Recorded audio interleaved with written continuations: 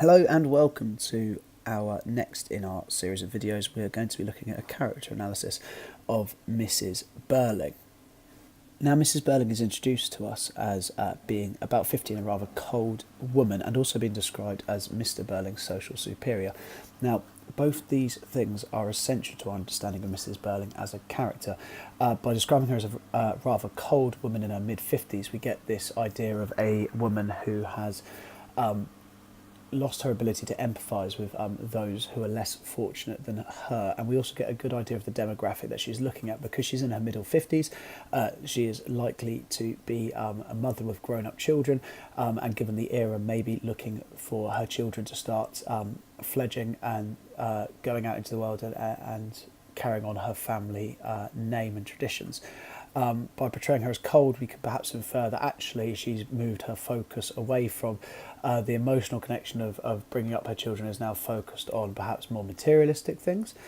And by describing her as being Mr Birling's social superior, we get another idea of the kind of the way that they're going to interact. And it also shows us how Mr Birling, even before he had children and was trying to arrange marriages for Sheila to marry above her station, he himself was also looking to do the same by marrying someone that is a social superior to him. This once again shows J.B. Priestley's key theme of class, and that people like Mr Birling constantly trying to climb the class ladder, and perhaps we can infer that Mrs Birling is perhaps looking to maintain her standing and also improve her social standing by helping almost set up this marriage between her daughter and Gerald. Now, as I say to all of my classes, Mrs Birling is one of these characters you can really get your teeth stuck into when it comes to looking at her key quotations and linking to the key themes. So just to look at some basic ones, looking at things like Arthur, you're not supposed to say such things during Act 1. Even though they're talking in quite a light-hearted way at their daughter's engagement party, it shows this social superiority and the idea that she doesn't want Arthur to present her family to Gerald, obviously, who is, again, their social superior, as being anything less than highly respectable, and almost scolds him for talking out of turn, with the potential to embarrass the family. And this obsession with class carries through. So the key quote that I've told all of my classes, and my entire department tell their classes, is "Girls of that class."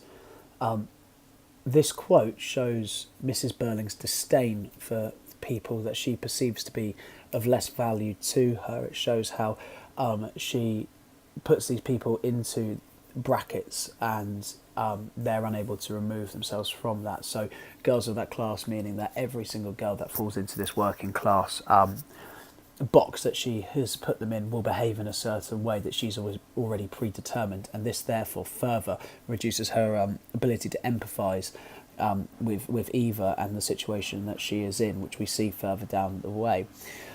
Carrying on with this idea of class and also power, this quote, of course, my husband was Lord Mayor only 2 years ago, and he's still a magistrate.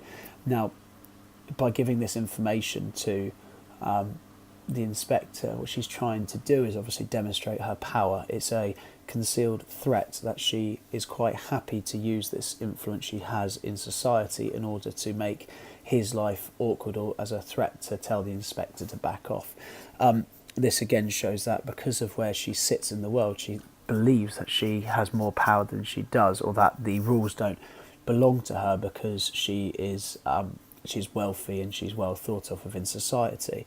Now, obviously, as we know, that this would be a ridiculous thing to think, but at the time that this is written in, this may well have been the opinion of people that J.B. Priestley perceived to be in the higher class.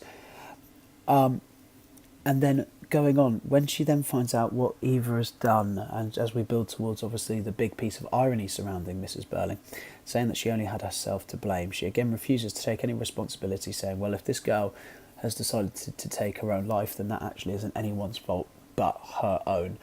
She only has herself to blame, again refusing to take any kind of social responsibility.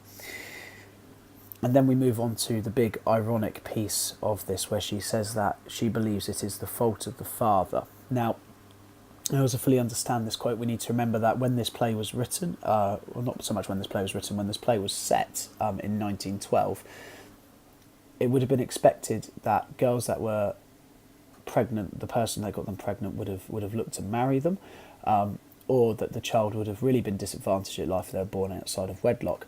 So the idea that it's the fault of the father would have been maybe a relatively commonplace belief there. However, what we also must remember is that Mrs Birling turned Eva away for help, saying it's the father's responsibility, after Eva quite clearly explained to her that the father has left her and left her destitute, and she is absolutely desperate for it. So this could be Mrs Birling backing away or trying to give herself a way out to justify her actions, rather than it being something that she actually believes. And obviously we know that this forms one of the greatest pieces of dramatic irony in the entire play, where obviously we find out that Eric is indeed the father to that, and she has inadvertently caused the death of her own grandchild. However, it's important to note that Mrs Birling is willing to say or do absolutely anything to remove her sense of responsibility from what has happened to Eva. And continuing on with what Mrs Birling has said, she says, as if a girl of that sort would refuse money. Now, again, here she's trying to put Eva into this box where, because she is a girl that Mrs Birling perceives to be of a lower class, that means that she must be desperate, or must be wanting to just take money. As we know, Eva was indeed desperate, but we also know that she had a sense of pride that she would not take money from Eric, knowing that it was stolen, which is something that Eric puts across. And so she has that kind of pride in herself that she's not going to take money that she knows wasn't earned legally. And this presents a dilemma for Mrs Birling, because rather than accept, the fact that Eva might be able to be perceived as being quite moral, she tries to twist it to show that in fact she isn't, and that because she's of that class, it should be expected that in fact she would take that money, and that she would take stolen money from her because she is of that class. And the last key quote is this one here from Act 3. I was the only one who didn't give in to him.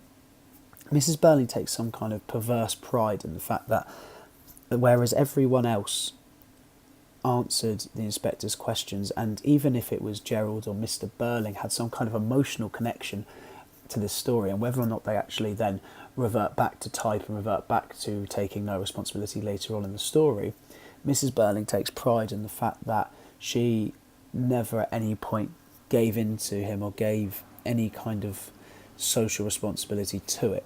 She's proud of this because, again, it makes her feel superior to everybody else.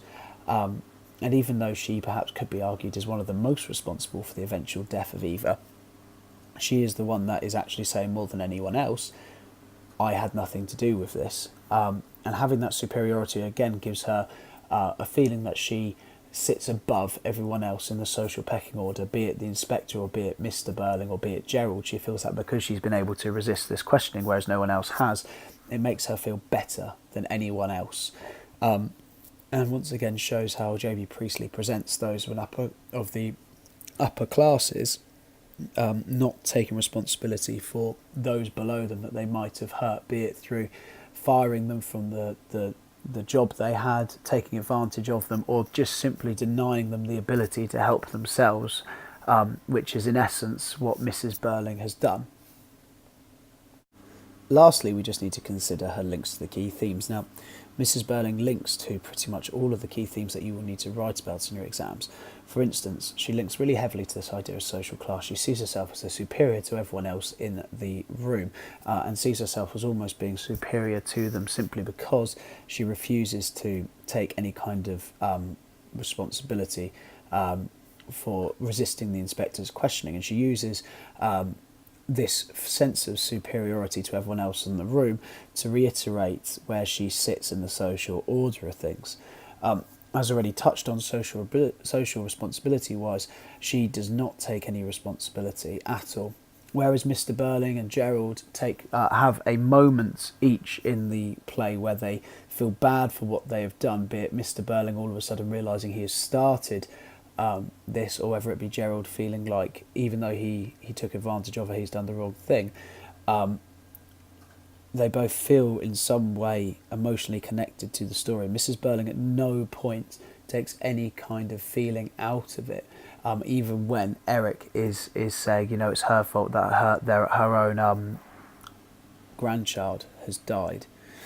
Now, in terms of power, Mrs Birling takes control of the room and perceives herself to be in control of the questioning. Now, as an audience, we'll find this very ironic because it is quite clear that she is heavily responsible for the eventual death of Eva Smith and is almost the last nail in the coffin. However, it's quite interesting to note that she does not see herself in this way. She, in fact, sees herself as sort of the only person in the room that has nothing to say sorry for. She believes that she is the only person to have based the girl's situation on its merits rather than just because there was something to be had out of it for her.